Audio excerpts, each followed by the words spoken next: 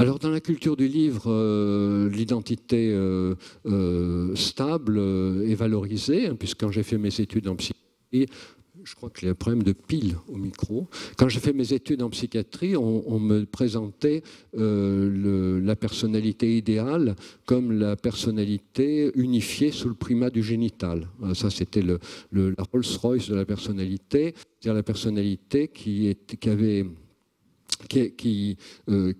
identique quelles que soient les circonstances. Voilà, on la personnalité qui était suffisamment unifiée en elle-même pour être toujours la même, quelles que soient les circonstances. Bon, mais aujourd'hui, dans la culture des écrans, dans la nouvelle culture, une telle personnalité, on ne va plus l'appeler stable, unifiée, on va l'appeler psychorigide. Et inversement, les personnalités un peu flottantes, fluides, qu'on appelait prégénitales, indécises, voilà, dans la culture du livre, ben on s'aperçoit que ce sont aujourd'hui les personnalités les mieux adaptées. Pourquoi? Parce qu'aujourd'hui, le monde va tellement vite, il est tellement difficile de trouver sa place si on ne sait pas saisir les opportunités, que la qualité principale, c'est de pouvoir saisir les opportunités sans avoir d'idée trop précise de ce qu'on veut faire. Si aujourd'hui vous savez exactement ce que vous voulez faire, vous êtes perdu. Parce qu'il y a toutes les raisons de penser que vous ne pourrez pas le faire. Si au contraire, vous ne savez pas très bien ce que vous voulez faire, mais vous êtes attentif à tout ce qui peut passer, qui peut vous intéresser peut-être qu'un peu, mais si vous le prenez à votre compte, ça va vous intéresser beaucoup, probablement. Et bien à ce moment-là, vous êtes une personnalité un peu indécise, un peu flottante, très réceptive à l'environnement, et donc tout à fait adaptée, hein, au monde changeant, au monde nouveau dans lequel nous sommes plongés aujourd'hui. Donc vous voyez que dans la culture du livre, la personnalité adaptée a une certaine consistance. Le livre ne change pas. La culture du livre changeait peu. Dans la culture des écrans, la personnalité adaptée est radicalement différente. Alors le mécanisme de défense change complètement. L'ancien refoulement, alors le refoulement, vous savez, c'est ce modèle de défense psychique contre les désirs qui avait été imaginé par Freud. Modèle thermodynamique, c'est la cocotte minute, hein, c'est très simple à se représenter. Vous avez une grosse marmite, vous avez de l'eau dedans, des légumes si vous voulez, de la viande, ce pot-au-feu, tout ce que vous voulez. Donc vous avez une marmite et donc dedans ça bouillonne et donc c'est pour Freud les désirs, voilà, les pulsions, les désirs. Et donc tout ça évidemment ça mène sa vie, hein, voilà, ça risque même de provoquer des catastrophes si on ne sait pas le canaliser. Donc on met un couvercle, hein, qu'on appelle le surmoi, et puis il y a un petit trou dans le couvercle, voilà, pour la vapeur, comme dans les cocottes minutes, et cette vapeur, c'est ce qui va faire tourner les machines, hein, voilà, donc la créativité, la technologie, les inventions, la sociabilité, et tout ça, c'est évidemment la sublimation. Ça, c'est le modèle de Freud, modèle thermodynamique du fonctionnement psychique, pensé selon le modèle dominant à son époque, qui était le modèle de la machine à vapeur. Et il ne s'en est pas caché, il l'a dit d'ailleurs. Et puis aujourd'hui, on rentre avec le numérique dans une culture totalement différente, hein, puisque le refoulement ne fonctionne plus. Alors pourquoi le refoulement ne fonctionne plus? Parce que le refoulement porte sur les désirs. C'est-à-dire que quand un enfant a 5-6 ans, 4-5-6 ans, pour Freud, il a beaucoup d'affection pour son papa, il a beaucoup d'affection pour sa maman, mais en même temps, il y a des moments où il aimerait être tout seul avec sa maman, parce qu'il pense qu'il aura encore plus de maman s'il n'a pas le concurrent du papa. Et puis à d'autres moments, il peut avoir envie d'être tout seul avec le papa, parce qu'il pense qu'il aura encore plus de papa s'il n'y a pas la concurrence de la maman. Et donc, du coup, l'enfant a à la fois beaucoup d'affection et beaucoup de haine pour chacun des deux parents. Et donc, Freud nous explique que le refoulement, c'est le moment où l'enfant va justement enfermer au fond de lui cette haine, et éventuellement il va la faire servir à différents projets, et son amour qui est d'abord sexualisé, il va également l'enfermer au fond de lui, ça va développer de la tendresse. Donc ça, le modèle du refoulement, c'est un modèle qui porte sur les désirs. Mais pour refouler ces désirs, il faut n'avoir affaire qu'à ces désirs. Or aujourd'hui, le problème, comme vous savez, c'est que les enfants tout petits, ils sont environnés d'images pornographiques, ils sont environnés d'images d'ultra-violence. Les ultra-violences de leurs frères ou sœurs qui jouent à des jeux vidéo, de films qui passent en prime time et que certains parents les laissent regarder, ou grands-parents les laissent regarder, ultra-violence aussi, d'images d'actualité qu'on peut voir à la télé, mais qu'on peut voir aussi en première page des journaux. Et donc l'enfant ne va pas pouvoir refouler ses désirs parce que ses désirs sont constamment excités, désirs agressifs et désirs sexuels sont constamment excités par des images qu'il a devant les yeux. Or, il existe un mécanisme qui va nous permettre de nous protéger des effets des images que nous avons sous les yeux, c'est le clivage, ou des événements que nous vivons en relation avec les images que nous avons sous les yeux. Cet autre mécanisme, c'est le clivage. Dans le clivage, on ne va pas enfermer les émotions, les désirs, mais on va les laisser libres, mais on va mettre les images qui sont associées à ces désirs dans un petit coin de notre tête. Et si le modèle du refoulement, c'est la cocotte minute, le modèle du clivage, c'est le sous-marin, un compartiment étanche, une espèce de super Titanic qui serait conçu pour ne jamais couler. Il y a un Titanic, 3 compartiments ouverts, le bateau coule. À 1, il ne coulait pas, à 2, il ne coulait pas, à 3, il coule. Bon, mais on a fait mieux aujourd'hui et on peut avoir en effet des compartiments parfaitement étanches. Alors voilà, vous êtes dans votre esprit comme le capitaine d'un sous-marin à compartiment étanche, c'est vous passez d'un compartiment à l'autre et dans chaque compartiment, vous avez une vie mentale distincte de celle que vous pouvez avoir dans les compartiments d'à côté. On voit une conséquence très pratique dans les écoles de la mise en place du clivage, c'est les élèves dont le comportement est totalement imprévisible. On voit ça aussi chez les adultes, mais en principe, les adultes ont un meilleur contrôle de leurs impulsions. Donc, même s'ils sont imprévisibles pour eux-mêmes, ils sont en général plus prévisibles pour leur environnement. Mais comme les enfants ont un très mauvais contrôle des impulsions, ce qui est normal, le contrôle des impulsions n'est acquis qu'entre 18 et 25 ans, chez les enfants, on va voir quelque chose de nouveau lié au clivage à la fin du refoulement. C'est quoi cette chose nouvelle? C'est le fait que il y a 20 ans, quand un enfant pouvait accomplir des choses terriblement violentes dans une école, ça n'étonnait pas. Il y avait toujours des gens pour dire on avait prévu, on l'avait dit, on aurait dû s'en soucier, on avait remarqué, il était vicieux, il arrachait les ailes des hannetons, il tirait les poils des chats, il maltraitait les petits, il leur faisait des crocs en jambes en croyant qu'on ne le voyait pas. Voilà, donc il y a toujours des gens pour dire, mais finalement, on aurait pu s'en douter qu'il allait un jour faire une énorme bêtise. On aurait dû s'en douter, on aurait dû s'en soucier. Mais aujourd'hui, vous savez très bien que dans les journaux, régulièrement, à la télé, il y a des faits divers dans lesquels des jeunes ont fait des grosses bêtises, ils ont eu des comportements très violents. On interroge le proviseur, les parents, les voisins, les amis, les frères, les sœurs, et le concert de louanges est unanime. On n'aurait jamais cru qu'il puisse faire ça. Il était tellement gentil avec tout le monde, il s'occupait des petits au club de loisirs, il aidait les vieilles dames à porter leurs paquets, voilà. Personnalité adorable et quelqu'un qui accomplit un acte hyper violent. Mais ça, c'est la logique du clivage.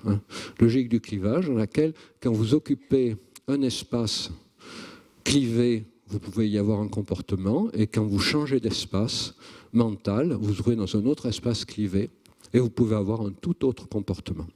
Donc le clivage a toujours existé, mais comme vous savez, si vous avez fait vos études de psychiatrie il y a déjà 10-15 ans, comme vous savez, il était pensé en relation avec la psychose. La grande nouveauté, parce qu'à l'époque, il était pensé comme un mécanisme marginal et un mécanisme coûteux. Actuellement, il faut comprendre que dans la mesure où, à cause du paysage audiovisuel ultra-violent et ultra-pornographique, les enfants mettent en place le clivage très tôt, et parce qu'ils le mettent en place très tôt, ce clivage se banalise, il cesse d'être un mécanisme coûteux, plus que le refoulement, il devient même moins coûteux que le refoulement. Il se banalise, il devient moins coûteux psychiquement que le refoulement, et il s'installe massivement dans le paysage social. Les enfants d'aujourd'hui sont des enfants beaucoup plus clivés, beaucoup plus installés dans le clivage qu'installés dans le refoulement, avec des effets qu'il faut comprendre en termes d'alternance possible de comportement.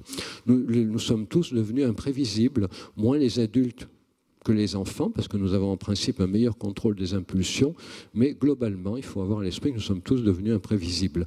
Et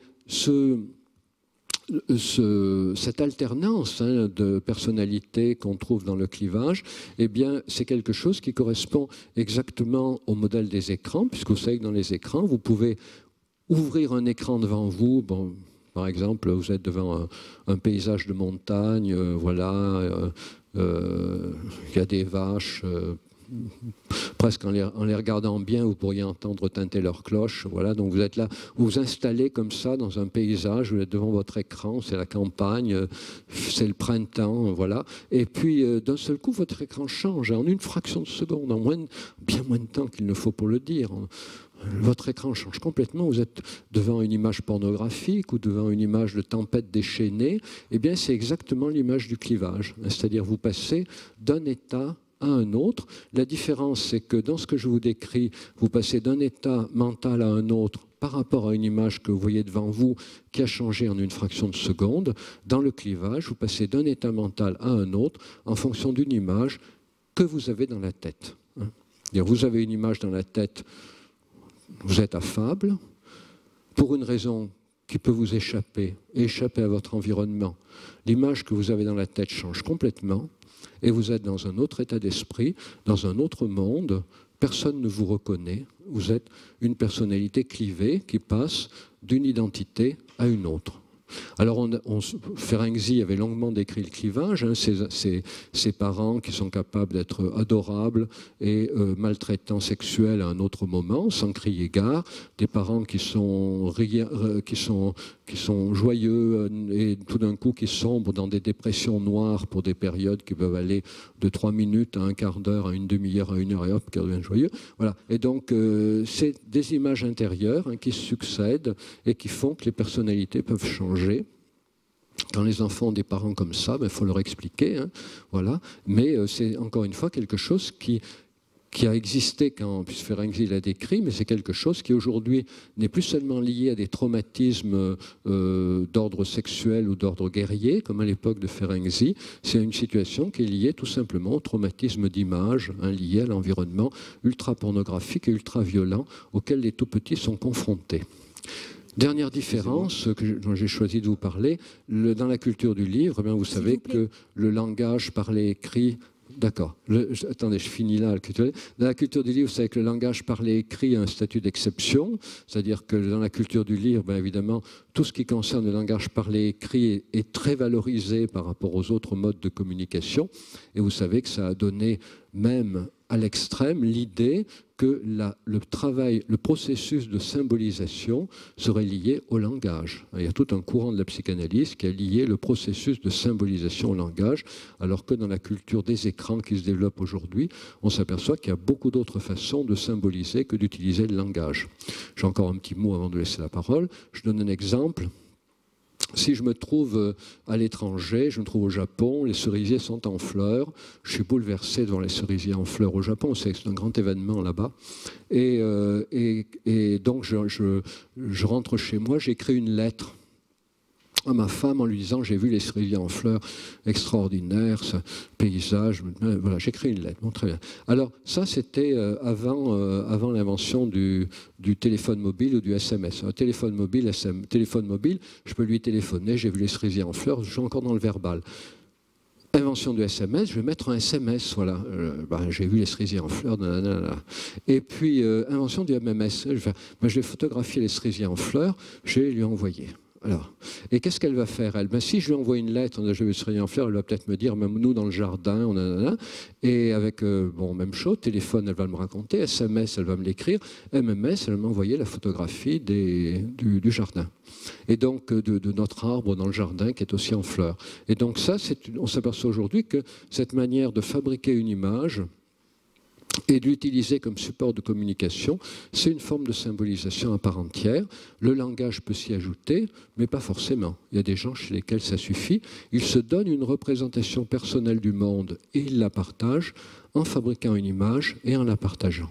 Donc dans la culture des écrans, on s'aperçoit que le langage parlé écrit continue à avoir beaucoup d'importance, puisque sur Internet, il y a beaucoup de textes parlé écrit. Ceci dit, il y a beaucoup aussi maintenant de logiciels de traitement vocal.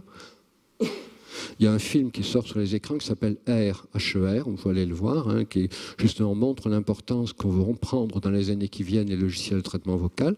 Vous avez sur Internet beaucoup plus d'images depuis 4-5 mois. Il y a plus de messages qui passent en images qu'en texte sur Internet, notamment grâce aux bandes passantes hein, qui transmettent très très vite les images. Mais donc Internet vient de basculer. Hein. Jusqu'à il y a 4 mois, c'était majoritairement un espace d'échange de texte, donc écrit, parlé, dicté au logiciel de traitement vocal.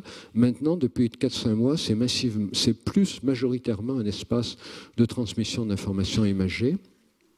Et dernière chose, il ne faut pas oublier non plus qu'Internet, c'est de plus en plus un espace de mise en scène de soi. Hein. Donc, ça veut dire quoi? Mais ça veut dire qu'il y a 10 ans, quand un adolescent découvrait Internet, il se disait « c'est formidable Internet, je vais me faire passer pour qui je ne suis pas ».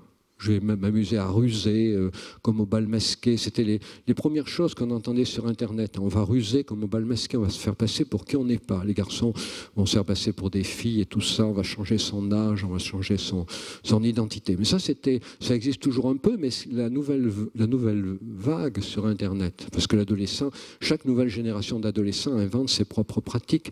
La nouvelle vague sur Internet, c'est plus de se faire passer pour qui on n'est pas, même si certains continuent à le faire. Adolescents, adultes ou seniors d'ailleurs. Mais chez les ados, il y a quelque chose de plus dont les adultes et les seniors devraient s'inspirer largement, c'est l'idée de montrer qu'on est capable de se faire passer pour qui on n'est pas. Et montrer qu'on est capable de se faire passer pour qui on n'est pas, ça porte un nom, ça veut dire jouer comme au théâtre. Et vous avez notamment aujourd'hui les youtubeurs. Les youtubeurs sont des jeunes qui montrent qu'ils sont capables d'interpréter les jeux vidéo comme les commentateurs sportifs interprètent les matchs de tennis ou de rugby. Et donc, il est bien évident que ces youtubeurs ne veulent pas se faire passer pour des commentateurs sportifs, puisqu'ils ne commentent pas des matchs de sport, mais des jeux vidéo. Mais ils veulent montrer qu'ils sont capables de se faire passer pour des commentateurs sportifs en adoptant le langage des commentateurs sportifs et en l'adaptant aux jeux vidéo. Vous avez aussi tous les jeunes qui jouent à se faire passer pour un Jodai dans leur chambre ou pour un personnage de fiction. Ils ne veulent pas faire croire qu'ils sont un Jodai pour de vrai. La vidéo la plus célèbre sur Internet, c'est un gros garçon qui fait le Jodai dans sa chambre avec le manche à balai de sa maman devant la webcam. C'est l'une des vidéos les plus regardées sur Internet. C'est pas un garçon qui veut faire croire qu'il est un Jodai, hein, et sinon il serait franc fou, et ce qu'il n'est pas. C'est un garçon qui veut montrer qu'il est capable de se faire passer pour un Jodai avec son pull rayé à col roulé et le manche à balai de sa maman. Il fait le Jodai. Ça, c'est la chose importante aujourd'hui sur Internet, c'est la mise en scène de soi. Et pourquoi c'est important? Parce qu'on s'aperçoit qu'avec Internet, non seulement le langage est relativisé comme moyen de symbolisation et de communication, mais on voit aussi apparaître une valorisation des images, mais aussi une valorisation du corps, c'est-à-dire des gestes, des attitudes, des mimiques, hein, comme moyen de se mettre en scène et comme moyen de communiquer autour des façons de se mettre en scène. Donc c'est le troisième point important, hein, c'est cette revalorisation non seulement des images, mais du corps. Internet est inséparable du corps, il faut bien le comprendre. Beaucoup de gens pensent que l'Internet c'est sans corps. Non, Internet est en train de donner au corps une nouvelle importance, justement à travers le fait que chacun peut se mettre en scène dans un jeu théâtral sur Internet, avant peut-être qu'un jour les gens n'acceptent beaucoup plus facilement de se mettre en scène dans la vraie vie. C'est encore un peu difficile pour beaucoup de gens, mais on peut penser que grâce à Internet, ça va se développer. Monsieur? Oui, vous évoquez ces notions de clivage, avec notamment ce que vous venez de dire, hein, sur le passage d'un écran à un autre. Mettez le micro plus près de votre bouche. Voilà. Je l'avale presque en fait. Donc, je vais parler plus fort. Donc vous évoquez ces notions de clivage et avec la succession de changements d'état que les enfants vivent aujourd'hui, et comme vous le disiez tout à l'heure, de plus en plus tôt. Est-ce que finalement, ce que vous évoquez un petit peu plus avant, c'est-à-dire la notion 3-6-9-12, cette règle des 3-6-9-12 n'est pas quelque part un peu difficile à mettre en œuvre aujourd'hui, parce que les enfants sont extrêmement perméables, sont confrontés à ce phénomène d'Internet très tôt. Donc comment est-il possible pour des parents d'appliquer stricto sensu cette règle 3-6-9-12? Alors l'idée de 3-6-9-12, c'est pas J'essaie pas de créer un manuel d'usage des écrans dont les parents que les parents devraient appliquer dans leur vie personnelle. S'ils le font, tant mieux. Mais l'idée de 36912, c'est d'abord d'ouvrir, c'est fondamentalement de faire des écrans un objet de débat public. Parce qu'aujourd'hui, tout se passe comme s'il n'y avait rien à dire autour des écrans. Voilà, il y a la télé, on met les enfants devant, les vendeurs de consoles de jeux proposent des consoles pour des enfants de plus en plus jeunes. Alors voilà, les parents se disent, si les vendeurs de consoles ont le droit de les vendre, c'est sans doute que ça ne fait pas de mal à nos enfants. Donc il n'y a pas de débat. Voilà. Et c'est ça que la règle 36912 veut rompre. Alors, la règle 36912, donc maintenant il y a l'avis de l'Académie des sciences, heureusement, mais quand j'ai conçu la règle 36912, c'était en 2008, et il n'y avait pas l'avis de l'Académie des sciences. Et l'idée, c'est que ces balises 36912, elles existent sous la forme d'affiches, comme vous savez, et les affiches, c'est fait pourquoi? C'est fait pour que quelques personnes se réunissent devant et se mettent à en discuter.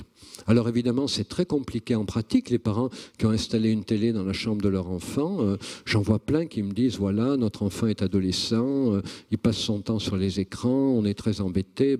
S'ils ont mis une télé dans la chambre de leur enfant à 2 ans, faut pas s'étonner.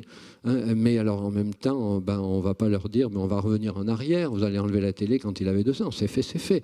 Donc on essaye de gérer. Mais l'idée, c'est que les enfants qui ont 1 an, 2 ans aujourd'hui, les enfants qui vont naître en ce moment, n'aient pas affaire à des parents aussi ignorants des conséquences des écrans que ce que l'ont été les parents qui ont été parents en 1990, en 2000 ou en 2010. Parce que les parents, les parents de ces générations-là ont été massivement ignorants des conséquences des écrans. Il faut dire d'ailleurs à leur décharge que les conséquences des écrans étaient peu connues. Les premières études sur la télévision paraissent à la fin des années 1990 et les plus importantes en 2010-2011 sur la télévision, alors que la télévision, elle est dans les foyers américains depuis 1950. Aujourd'hui, on n'a pas d'études sur les tablettes tactiles parce que les tablettes tactiles sont trop récentes. On n'a pas d'études sur les logiciels proposés aux jeunes enfants, tout simplement parce que ces logiciels ont une vie tellement éphémère que même si on lançait une étude sur les logiciels actuellement disponibles dans le commerce pour les jeunes enfants, quand la recherche arriverait à terme et qu'on aurait les résultats dans 3-4 ans, eh bien les logiciels entre-temps auraient complètement changé. Donc il est très difficile de s'appuyer sur des études existantes à part autour de la télévision, mais en revanche, c'est très important de mettre en garde sur ce qu'on connaît, c'est-à-dire la télévision et les consoles de jeux personnelles. Donc, oui, alors, pas de télé avant 3 ans, ça peut paraître difficile à beaucoup de parents, mais en même temps, il y a quand même eu des générations successives qui ont vécu sans la télévision. Et des parents justifie la télévision en disant mais quand il n'y a pas la télévision, mon enfant s'ennuie. Donc des parents d'ailleurs me disent des fois il a 6 ans, il regarde beaucoup la télé, alors on a essayé de faire comme vous dites, on a arrêté la télé puis il s'ennuie. Alors il s'ennuie, il a l'air malheureux. Alors les parents me disent il a l'air tellement malheureux, au bout d'un moment on lui a remis la télévision. Mais alors le problème, il faut bien comprendre, c'est que un enfant n'apprend à jouer que s'il a du temps pour apprendre à jouer. Et un enfant qui est tout seul ou avec un parent pas loin, comme dit Winnicott, ou un parent à portée de voix, quand l'enfant grandit, il va s'inventer des jeux. Et il va s'inventer d'autant plus facilement des jeux qu'il aura eu à un moment de sa vie un adulte qui aura un peu joué avec lui. 10 minutes, un quart d'heure, voilà. Vous faites broum broum avec la petite voiture, faites une petite route sur la moquette, enfin c'est la voiture, vous alignez vous montez les cubes, voilà. Et puis après vous allez faire autre chose, et puis l'enfant continue à monter ses cubes, à faire broum broum avec la voiture. Mais parce que vous lui avez montré un mode d'emploi.